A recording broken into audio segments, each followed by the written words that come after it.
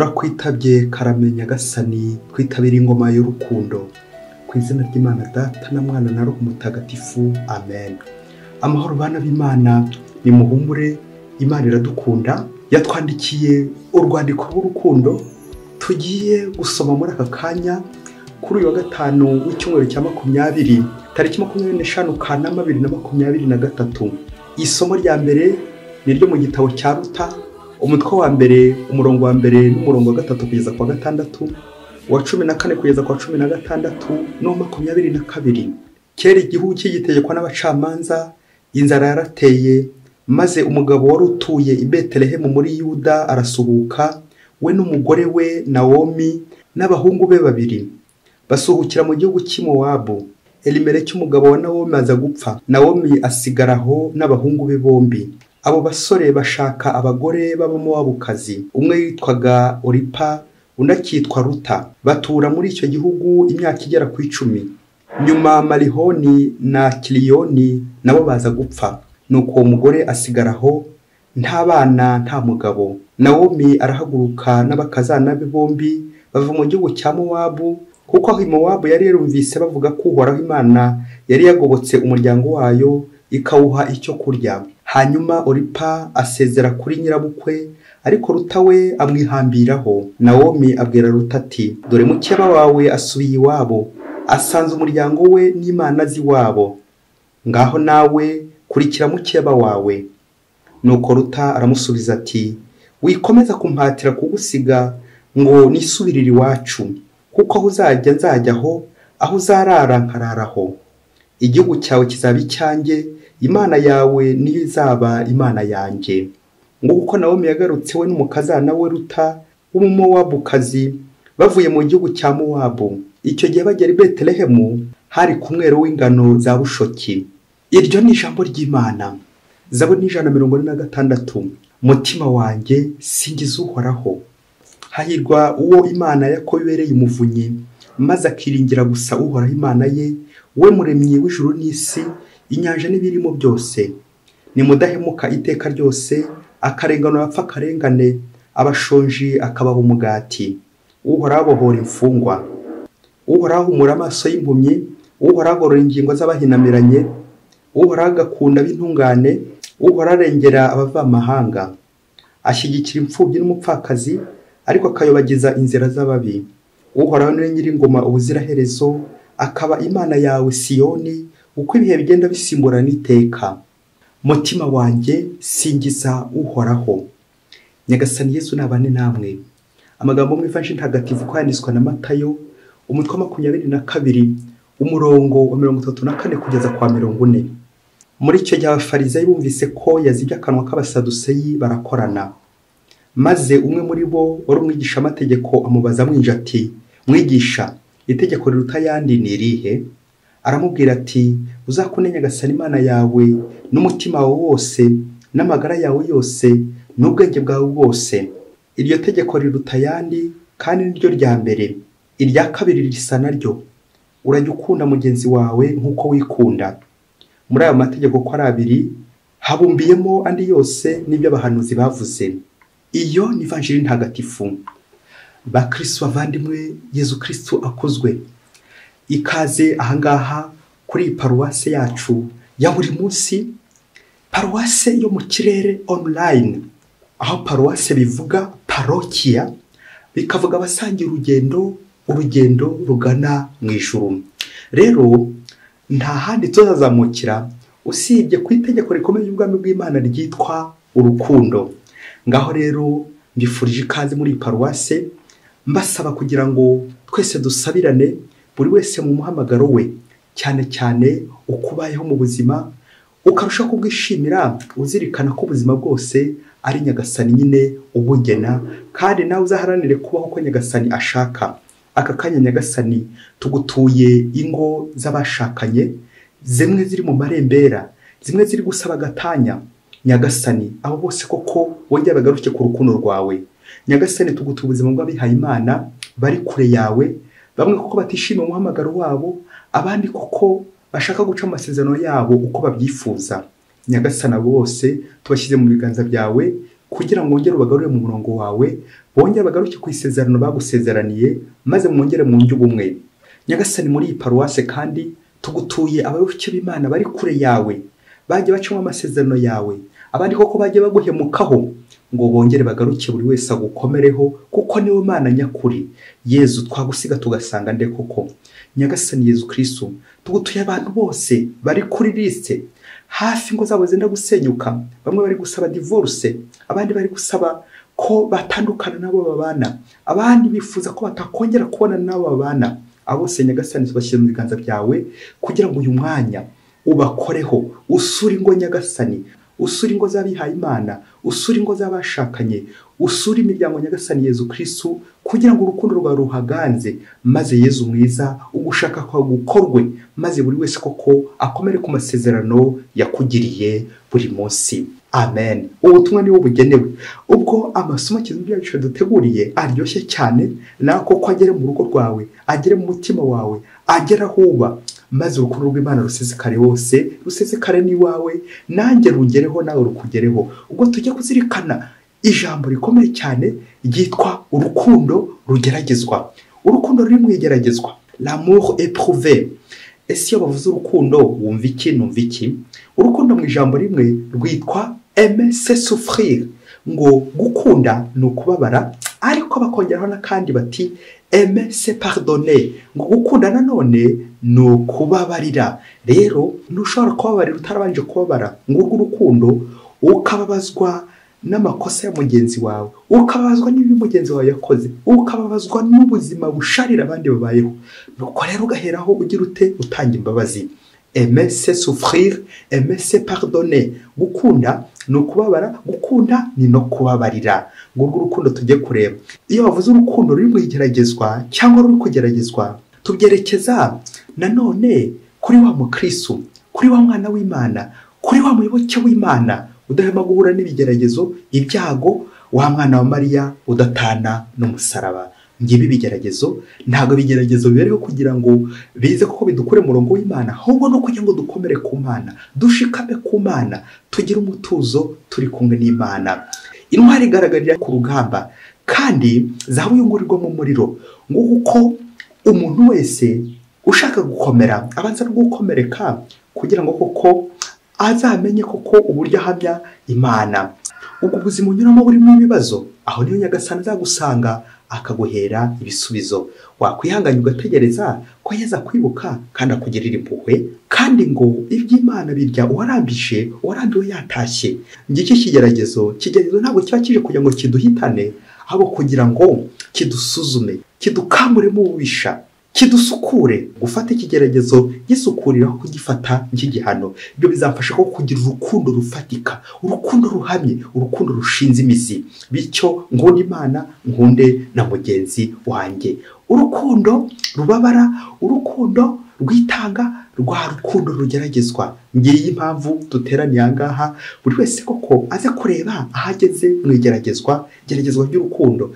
Amasomo y'uyu munsi ari muri iryo jambo urukundo, bikaza twerekeza uburyo twanamba ku Mana akaba dukomeraho, kuko Imana koko niyo itugize. Ese Nyagasani Yezu ntago siga ngasanga nde? Mu isomo rya mbere turumva isomo riryoshye cyane, rigenewe koko abantu bose bakoze isezerano, rigenewe koko abashakanye cyane, rigenewe ko ku rugo, rigenewe koko abihaye Imana. Ubwo tuza kumva urugero rwa Ruta unamba kuri nyirabukwe Nawomi, bakaba amahwi, bakamererwa neza.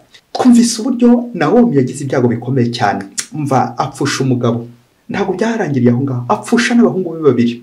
Nuko rero ngo yari afite abakazana babiri, uko biri kose yifuzaga ko bagumana, ariko umwe aza kwikura aragenda. Batubwira ko nyine yagiye mu gihugu cye kujya gusenga Imana ze. Ariko twumvaga akantu mubyeyi, uyu Ruta ko gukomera kuri nyirabukwe akemera gutamusiga, arahura n'ikigeragezo cy'uru rukundo ari buze kugeragezwa. Mbere na mbere ageragejwe nuko umugabo nyine apfuye, ariko ikindi cya kabiri nyine ageragejwe nuko abona nyirabukwe agiye gusigara wenyine mu gihe mukeba we amaze kwigendera. urumva ruta koko urukundo rwe rugiye kugeragezwa. Turaza kumva intero ikomeye cyane ubwo nyirabukwe na koko asa n'ugiye kumugerageza, akamubwira ati nawe rero ushobora kwigendera nta kundi byagenda. Ni koko yaramuhaye uburenganzira, ariko tujye dutekereza, ese iyo baduhaye uburenganzira, iyo umuntu akwemereye ikintu, nuko buri gihe aba ari cyiza?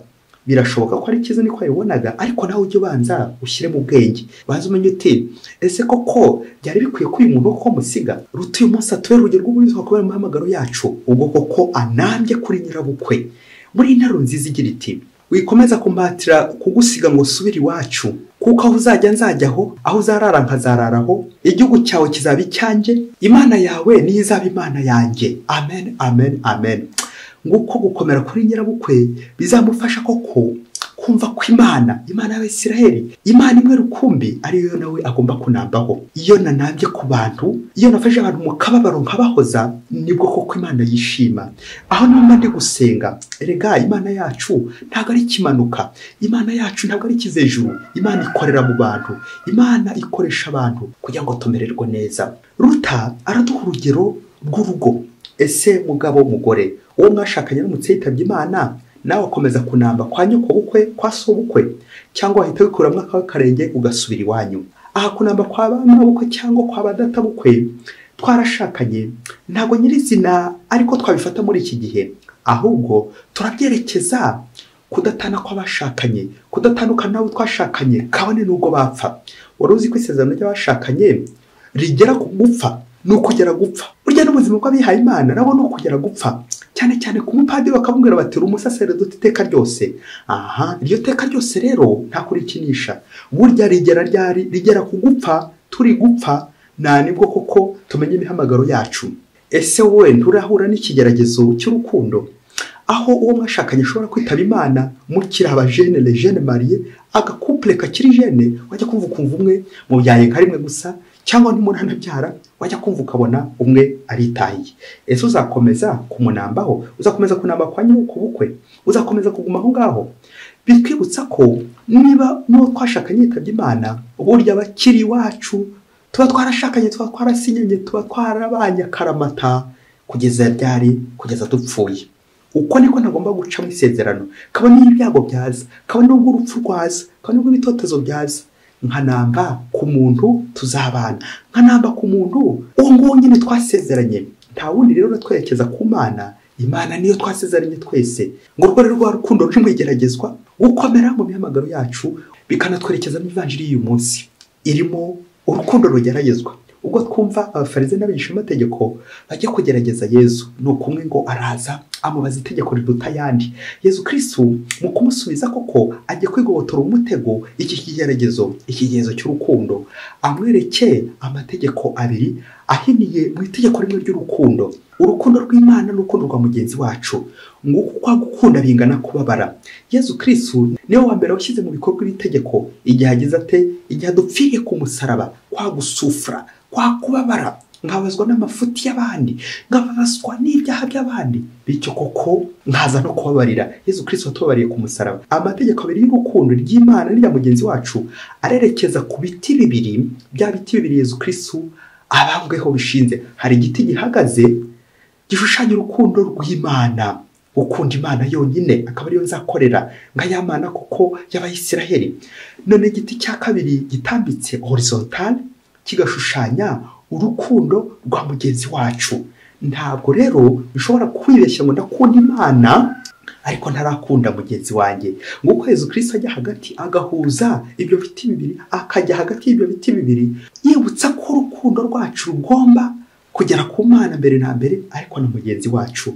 Ngo urukundo rugeragezwa bisaba kubanza gupfa ngahuza Imana n'abantu. Ese ngewe nanjye urukundo rwanjye koko ruri mu Imana, rurimo mugenzi wanjye, cyangwa ndi nyamwigendaho? Uzacunge igihe cyose uzashaka ibintu bita gatanya. Burya ni nko gufataho umusaraba ugashaka gukuramo igice gihagaze, cyangwa ugashaka gukuramo igitambitse. Ese uzasigarana iki? Wagize ngo uramutse ku musaraba ukuyemo igiti kimwe, wagize ngo wabukire umusaraba? Waba ushaka guhura n'Imana gusa, ariko mugenzi wawe wamwibagiwe. Ngizo za divorce babyeyi, tujye dukoma agatima. Za divorce ni ziza, ujye uvuga uti uzi ko ndi kugeragezwa, uzi ko urukundo rwanjye ruri kugeragezwa. nuko rero umenye ko igiti kimwe cyatangiye kugenda kivaho, umenye ko igiti kimwe cyatangiye kugenda kijegajega, uzagikomeza ute rero? Bya biti bibiri mubyeyi mugabo umugore wihaye Imana, iryo sezerano riracyakomeye ku biti bibiri. Ukunda Imana mugenzi wacu, urukundo rugeragezwa, urukundo ruri mu igeragezwa. Nawe muvandimwe, ntukajye guswa ubabazwa nuko mubana atakubanira neza, nuko mubana ari kugutuka, nuko mubana akubwira nabi, nuko mubana hose ku ngeso mbi z'ubusambanyi, ubusinzi, ibiyobyabwenge, ipake mu biyobyabwenge, ngo noneho ngiye gusaba gatanya, ngiye gusaba divorce, ubundi mwirukane, ubundi koko ava iruhande nanjye muva iruhande. Ese uzaba ukoze nka Ruta wemera kunamba no muri icyo kigeragezo, akemera kunamba kuri nyirabukwe, akemera kunamba aho yashatse. Akenshi tuzahita tubona iyo washakanye n'umuntu agahipfa uhita wigarukira, bigatwibutsa ko ntabwo tujya tunyungutira ibyo bigeragezo, ibyo bibazo, maze kuko tubashe kubyerekeza ku Mana, kuko Imana yacu iyo wayikomeyeho umererwa neza. Tuzumva ubuzima bwa Ruta ku buryo bwakomeje kugenda neza kubera ko yakomeye ku isezerano. Ese dogiteri we, navugaga bigisha amategeko, umenya ryari ko ufite ubwenge? Ni igeragezwa. Ese mukristo muvandimwe, mu rugo rwawe uwo mwashakanye umenya ryari ko umukunda? Nta kintu usibye ibigeragezo muhura nabyo. Burya ibyo ngibyo nicyo gipimo cy'urukundo umukunda. Igihe cyose wamukomeyeho, igihe cyose wihanganiye ubuzima murimo, kandi ubwo wabusharira, icyo nicyo kigeragezo, urwo ni rwo rukundo. Ese uwo mwashakanye nawe uracyamunambyeho? Kabone nubwo kuko yaba adahari uracyamunambyeho? Reka tunyarukire mu ishuri ry'ikigeragezo, nawe urebe ko amasomo, niba amasomo ataza kugutsinda.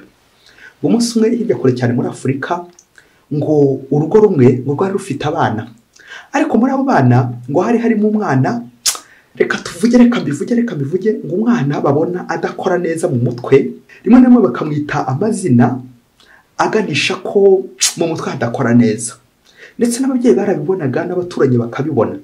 Ngo uwo mwana rero kubera uko nk'uko bamufataga nk'aho nta n'icyo amaze, mbese mu mutwe bakabona nk'aho ari tete vide, rimwe na rimwe nabo bakabimubwira. Umwana rero ngo hari izina bamuhimbaga bigaragara nyine ko nta kigenda. Ngo umwana yitwaga Kimangu. Umunsi umwe rero Kimangu ngo aza kujyana na se ku kazi aho bari bagiye gukora kure. Ngo ubwo bageze ku kazi, Kimangu nta kindi se yaramujyanye usibye gusa kumuherekeza mu rugendo gusa, ariko nta n'ikindi yaramwitezaho cyo kumumarira, kuko se nawe atahumye kubona ko Kimangu nta kirimo, nta kigenda. Nuko se ngo ari ku kazi, ngo Kimangu yari yicariye aho ngaho nyine ari nkora gusa ntacyo ari gukora. Se araza gushaka kumupima ngo arebe ko aho ubwenge bwe koko bugerera, amusuzume maze koko arebe nawe ibyo umuhungu we koko kuko abona nta kigenda. Nuko se ngo aramubwira ati, Kimangu vayo hano ngutume. Ngo aramubwira ati, Kimangu genda vuba mu rugo, subira mu rugo urebe niba ndiyo. Babyeyi umwitozo muramumvise? Ese ubwo Kimangu koko ko ari kumwe na se aho ngaho, ubwo arasubira mu rugo umwitozo arawushobora ate? Ati genda undebere mu rugo niba ndiyo. Kimangu muri ako kanya kubera ko yumviraga, ako kanya ahita aragenda ajya mu rugo, ajya kureba niba se ari mu rugo. Nuko ngo ageze mu rugo, kamwanya gato ahita yiruka, baragarutse asanga se ku kazi aho yari ari. Nuko se aramubaza ati, none se Kimangu ko wihuse cyane byagenze bite? Wasanze bimeze bite? Ubwo se nyine nawe yari afite amatsiko yuko umuhungu we yihuse, none agiye kumubaza koko niba koko yamusanze mu rugo. Nuko Kimangu ngo asubiza se ati, papa nasanze uri mu rugo, nasanze uriyo. Se noneho araseka araturika, koko ajya abona ko umuhungu we koko byarabuye, umuhungu we ko nta kirimo, umuhungu we koko noneho ko mu mutwe ari zero, ari tete vide. Ariko se agira amatsiko kumubaza ibindi bimenyetso. Nuko aramubaza ati, none se Kimangu wabwiwe n'iki ko ndi mu rugo? N'icyakubwiye ko ndi mu rugo? Ngaho natekereza igisubizo Kimangu agiye gutanga muri aka kanya. Nuko Kimangu ngo aramubwira ati, umva papa, icyambwiye ko uri mu rugo, nageze muri saro nsanga mama ari kumwe n'undi mugabo. Uwo mugabo rero yari ari kugenda amuhendahenda amuguyaguya ashaka kugira ibyo amusaba, ariko nsanga mama yamukaniye, ariko kumubwira ko umugabo we ahari, ariko kumubwira ko papa ahari, ko kandi papa atajya ava aho ngaho, ko papa ahora aho ngaho, ndetse n'ikimenyimenyi ko ibyo ari kumusaba byose papa ari kubyumva, ko ahubwo natitonda papa ashobora kumugira nabi muri ako kanya. Ubwo rero icyabimbwiye ko hari nasanze mama koko yakaniye umugabo neza neza, yamubereye ibamba. Nabwo n'ibisubizo mama ari guha wa mugabo, nahise menya ko hari kutajya uva mu rugo ko hari. Ngaho nawe tekereza uyu mugabo ese wa Kimangu uko agiye kwitwara kuri iki gisubizo Kimangu amuhaye. Uwo mugabo birumvikana yagize isoni n'ikimwaro, noneho ahita abona ko umuhungu we koko atekereza. Igisubizo cya Kimangu cyahise gishusho uyu mugabo uko ayobora urugo, uko urugo rwe rumeze, uko umugore amufata, ko akomeza kuyobora urugo n'igihe adahari. Arahari, umugabo wanjye arahari. Bakristo bavandimwe, Yesu Kristo akuzwe. Ngurwo urukundo rugeragezwa, urukundo ruri mu igeragezwa. Ngaba ba Kimangu bacu, umuntu akagufata akayagira ngo ntacyo uri cyo, ariko igihe kizagera ugaragaza uburiwe.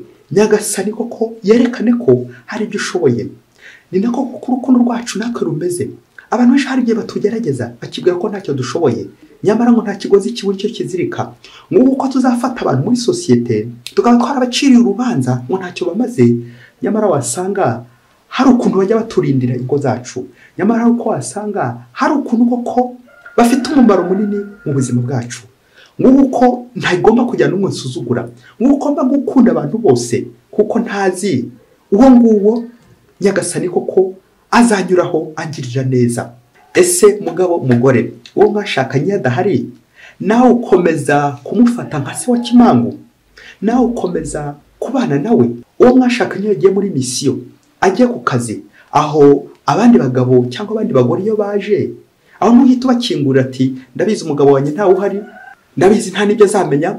Akabagore bishinzi bati hari n'ingufuri se yigeze ashyiraho. Nuko rero ukarangaza inzugi, ukarangaza imiryango yose, ukababira uti ukababiri hanze. Kubera iki? Ngo mwashakanye ngo ntumuruzi. Nyamara iyo abamenyaga ko igihe cyose uciye mu isezerano, igihe cyose uciye mu mwashakanye, Nyagasana bari kureba we, abari kureba ibishari uri gukora. Nyamara umunsi umwe Kimangu azagutangaho ubuhamya. Umunsi umwe urugo rwawe kuko uzasanga ibyo ahishe, igihe kimwe kizagera koko bigahishurwa. Iyaba byari byiza, yaba koko nanjye nari mfunze ngafunga umubano wanjye koko n'uwo twashakanye, bityo ntihazagire undi uvogeramo. Urugero rwaruta ruratwereka ko n'igihe umuntu yapfuye burya bahari, burya tuba turi kumwe. Uwo mwashakanye burya muba muri kumwe kuko mwashakanye kugira ngo uzamugeze mu ijuru nawe azakugeze mu ijuru. Iryo juru ririmo, niba ririmo koko nawe arimo kuguhamagara kugira ngo muzabane.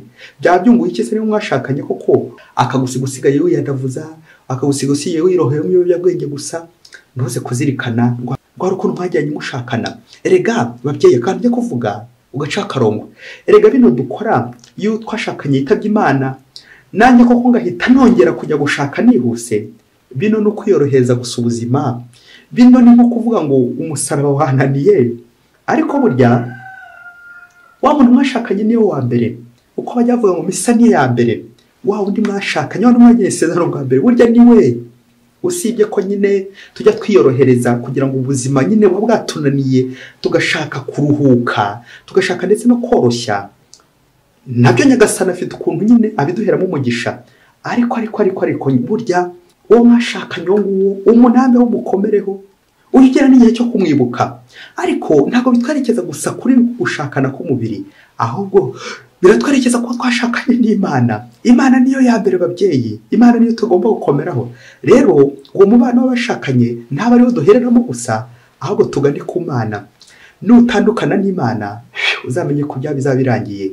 Gukomera ku Mana umunsi no gukomera ku Mana, gukomera kw'isezerano ry'Imana n'Imana.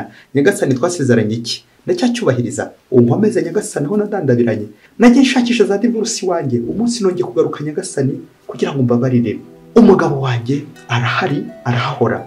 Natwe yaba twazirikanaga ko Imana ihora aho hantu, Yesu Kristo aba ari aho hantu buri gihe, ntabwo twakamushwaniye, ntabwo twakamwanze, ntabwo twakamubangikanyije n'ibindi, ntabwo twagakoze ibidakorwa, ntabwo twakagiye kure yiwe.